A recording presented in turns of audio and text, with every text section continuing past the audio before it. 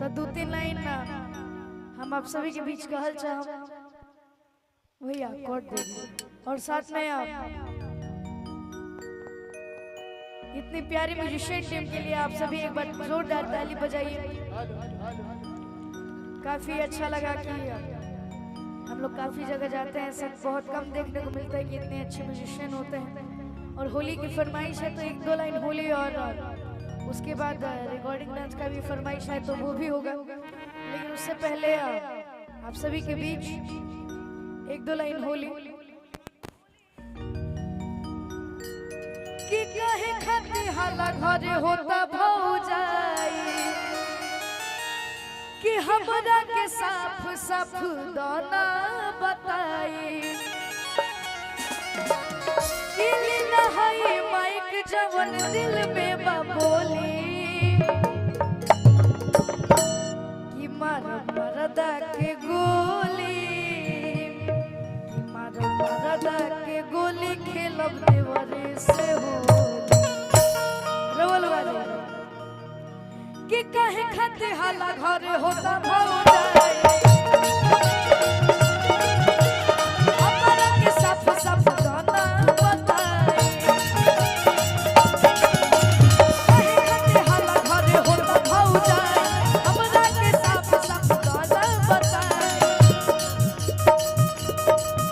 अरे लीला है माइक जवन दिल में बोली साफ सुथरा बात बताओ तू देवर संगे रहबो के सैया संगे हम देवर खाते कि मार मरदा के गोली मरदा के गोली खेलो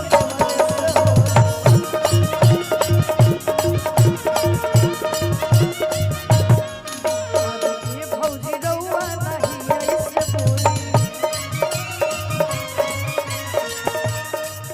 अरे कहे खाते हाला घरे होता भौजाई हमरा के साफ साफ दाना बताई अरे कहे खाते हाला घरे होता भौजाई हमरा के साफ साफ दाना बताई अरे लीना है माइक जवन दिल में बोली साफ सुथरा बात बताओ तू मरद संग रहबो कि देवर संग हम अपन देवर आर्यन बाबू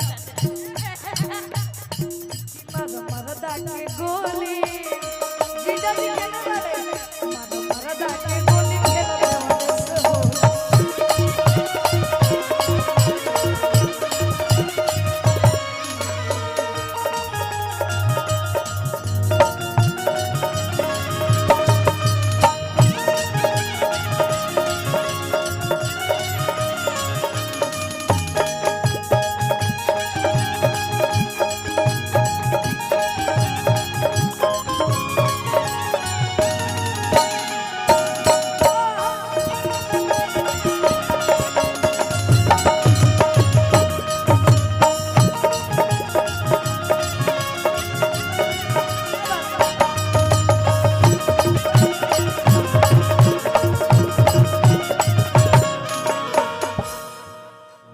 कि कुल्ही जतिया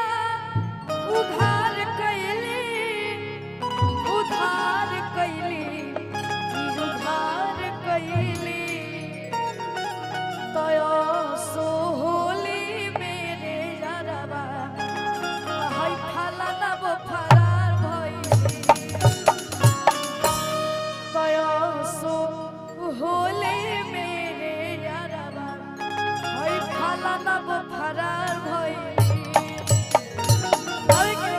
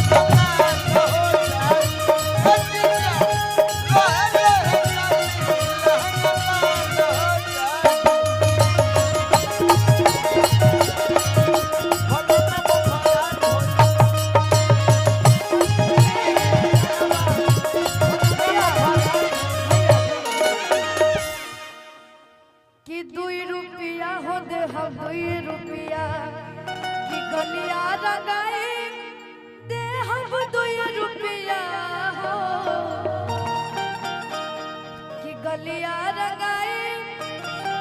दे हम 2 रुपया हो 2 रुपया हो दे हम 2 रुपया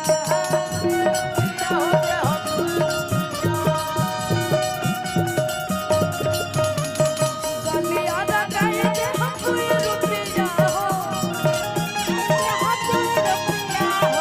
गलिया रंगाई दे हम 2 रुपया हो गया रंगाई पौने 2 रुपया